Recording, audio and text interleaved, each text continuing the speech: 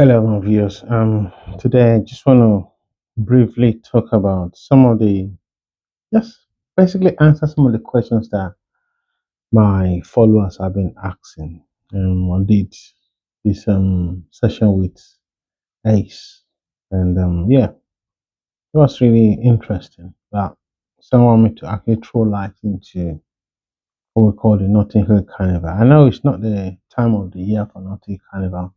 It's an event that takes place once in a year around that August time of the year. And but even before that August, there's always that build up to the carnival. And it's one of the best, biggest, I mean we can say the second largest public event that actually happen in the whole of Europe, if not in the world really, where a lot of people come from far and wide to celebrate communal community diversity in community. And what a better location to do that in England in Notting Hill in London. Basically, when you talk of Notting Hill Carnival itself, I mean, I know I'm still very young, but at least at my time I've already witnessed, I think about 10 carnivals so far. But the history of the carnival actually begins in the 50s and the 60s. And at that time, there are a lot of different ethnicity. There's that rioting going on, and a lot of racism and stuff like that. Black struggle, basically. And in 1958, there was a riot.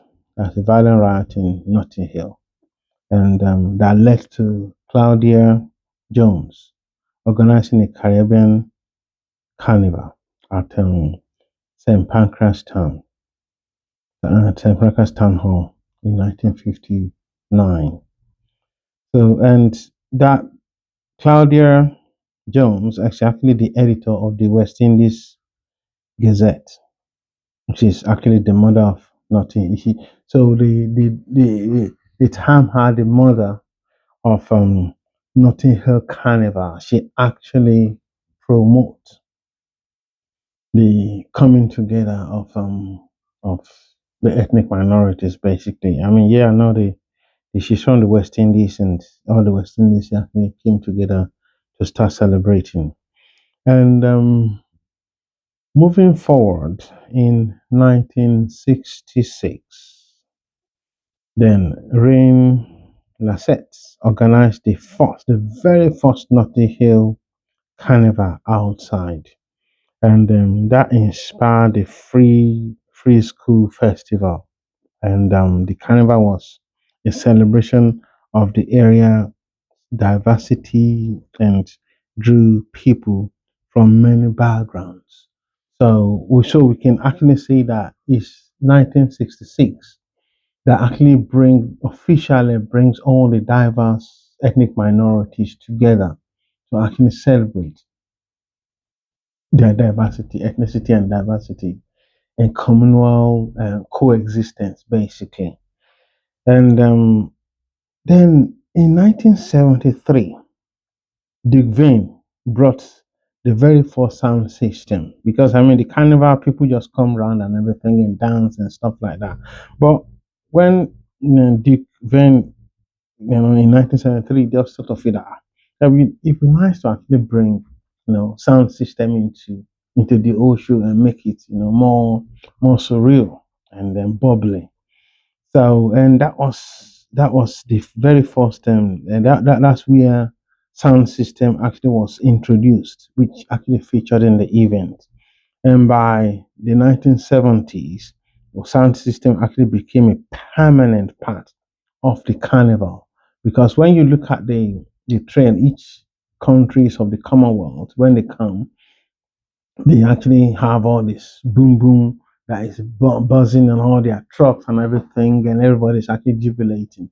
And because the crowd is quite a lot, definitely it will be difficult to actually hear people when they actually enjoying themselves. So bring introducing sound system into the whole carnival atmosphere brings more life into it, and it will make everyone actually be able to hear whoever is entertaining, and it goes like in that trail really. Then in 19 and 2017, the carnival, we have the green for Greenfell show, which is a solidarity to people that actually they're actually affected by the Greenfell tragedy. You know, when a whole house was actually burned down, and that house was mainly occupied by ethnic minorities. It's a very tragic thing in that area, but we're still solidarized with those people, and most of them actually, they came from all different ethnic backgrounds. So, what a better time to actually feel for those people that were affected by the Greenfield fire. So, but today, the whole world it's become the world's second largest street carnival in Europe. That's actually the second biggest carnival in Europe that is being celebrated. And when you come down to Notting Hill, I mean, it stretched over like 3 miles or so, even or more.